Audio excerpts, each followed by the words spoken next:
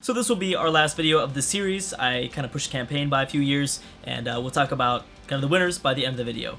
So yeah, I kind of fast forward here for about 14 years because I wanted to make sure that I had the list lined up for who I thought was going to win the game. Unless something drastically changes within the next 7 years, I already have everyone in my head before the recording that has chosen correctly, and we'll go over that a little bit later. But first, let's talk about Eastern Asia.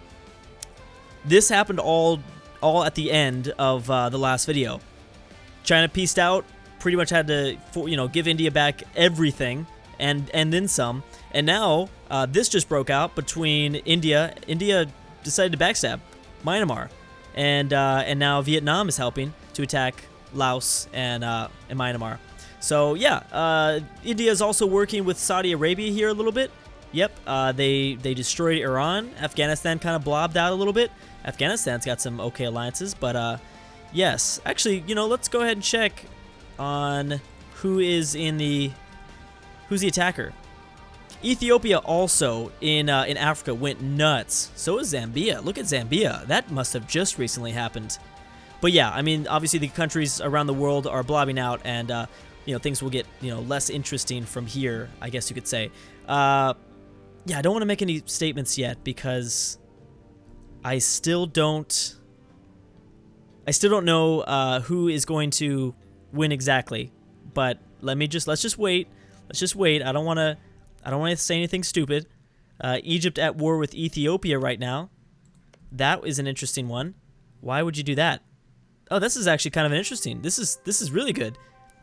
Ethiopia bringing Afghanistan involved. Ethiopia is going to have to fight Saudi Arabia, Egypt, and the Congo, though. That's pretty much a three-front war for them.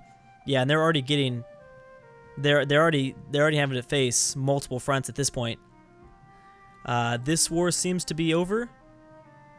Did you get stuff? I don't think anything changed. Oh, India just grabbed a province. That's it. Oh, you know what? That war was for Vietnam. Vietnam was trying to take over Laos. Oh, okay. That makes a lot more sense. Outside of that, nothing really has changed. Let's go and check in on Europe. Europe hasn't really broken out into any wars. We still have... we still pretty much have all of this happening. What is this? Italy is still owns most of this stuff. And actually, it looks like... Are they annexing it or something? I don't know. Yeah, I don't even know what's happening. We haven't seen these colors before. Yeah, personal union. Yeah, so I didn't even realize... A lot of people in the comment section below were talking about how... oh, see, there is Liberty Desire. See, that's the whole thing. This is where this gets all confusing. I don't think they can leave, though. I think they said once the EU forms, it's over. No one can leave, at least in this mod. So it looks like Italy has it for themselves. However, I don't think Europe's going to be unified by 2016. I don't think so. Are we having a stupid lag issue right now? All we have to do is make 6 more years. That's why I wanted to make sure that this video ends. I wanted to make sure that we end the series here. That's why I pushed the campaign also. Not only so I knew who the winners were, but also we wouldn't have to push too far into this video. Well, we'll see. I know that there are a lot of bigger wars. Ethiopia is now starting to get crushed. I wouldn't be surprised if Zambia declares a solo war. Yep, yes they did. So this is what Ethiopia is facing now.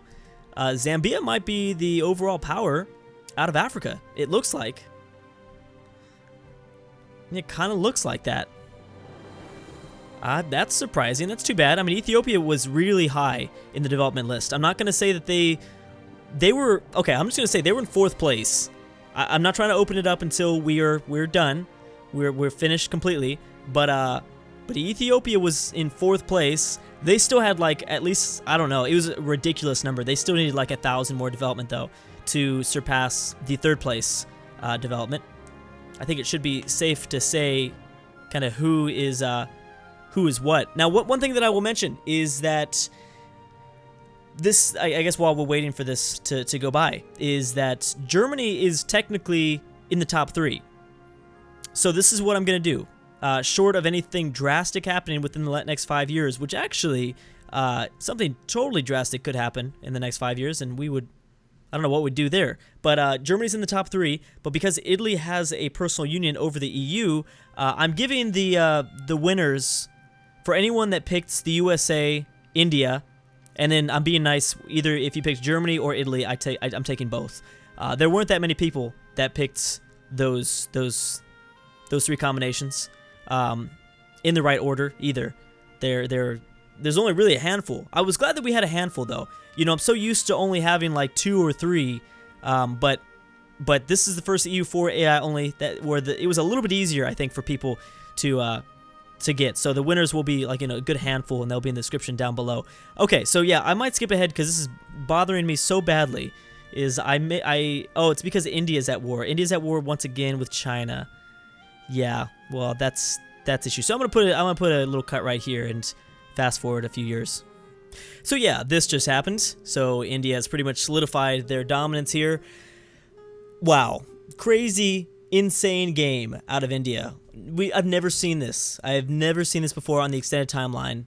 I mean, partly that's due to the development, the random development.